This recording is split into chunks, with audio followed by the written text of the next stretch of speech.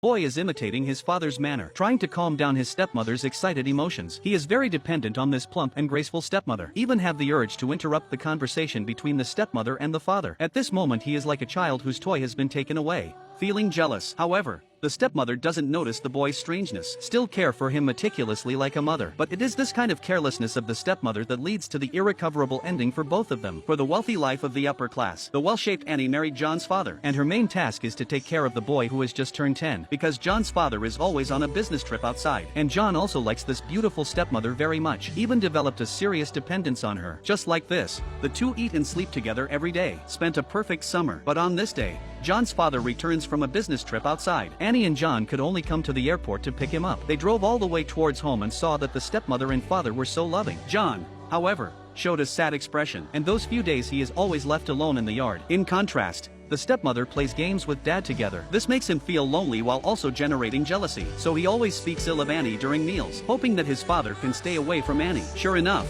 under John's instigation, Nick and Annie had a fierce argument, and Nick wanted to leave this home without a word, while Annie was trying extremely hard to explain her own encounter, although she explains a lot. But Nick still wants to leave this home. Looking at Nick's departing figure, Annie becomes very sad. She went back to the room and began to recall her encounter. She doesn't understand why John would say this about her. The next second she saw a huge crack on the ceiling, so she came upstairs to check. Sure enough, a crack was found under the floor of the utility room. Looking at this crack, it just happens to be able to see her own bed. Annie seems to have understood everything, so she came to John's room, wanting to question John why he wanted to do this. However, it is this matter that makes both of them embark on the extreme path.